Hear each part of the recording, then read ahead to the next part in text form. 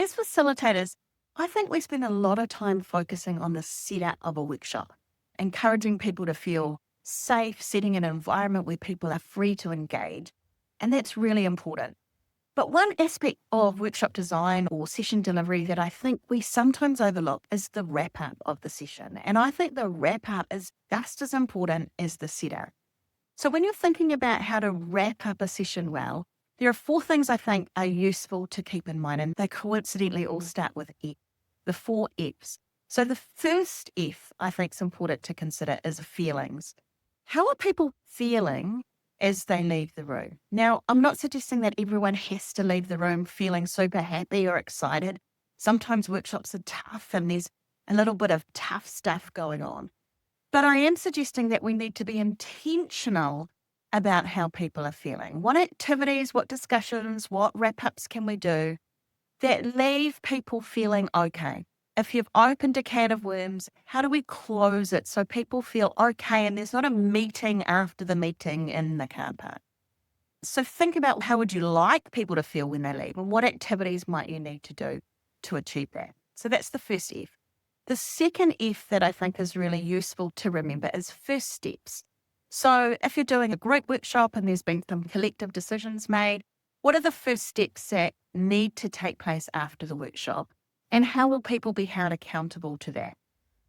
Now, there's lots of frameworks that you can use for that. Some people just simply have a task, the date it needs to be completed by, and who is responsible for it.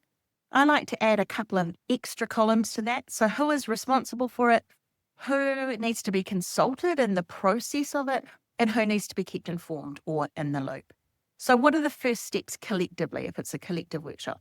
If it's a training or something where people are making individual decisions or learnings for themselves, it's also useful to spend some time reflecting on first steps. What might people do or do differently as a result of the session? So those are the first two Fs. That's the feelings and the first steps. The third F I think is useful to consider is feedback. As facilitators, it's really useful to get feedback about how we went in the session. And sometimes we might send out something after the session itself. But I think it's really useful to get some element of feedback in the session before people leave. Now, what's important here is that you know why you're gathering feedback so that you can ask the right kind of questions. How is this feedback going to be used? And I also think it's important that gathering feedback is not the last thing you do in a session. It's the second to last thing you do in a session. I think the last session really needs to be about the participants, not about us.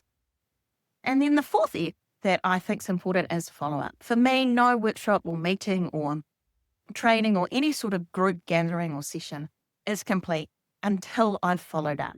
Now, sometimes that follow-up's just a thank you email, sometimes it's meeting minutes, sometimes it's additional resources that have come up in conversation throughout the session, but it's some sort of follow-up to bring that whole conversation to a close. And it's also an invitation, without actually saying so, for people to close the loop for themselves. They might email you back with stuff that just didn't happen in the session itself. So there you go. Those are my four Fs that I think are a really useful way to wrap up the session. Being mindful of feelings, first steps, feedback, and follow-up.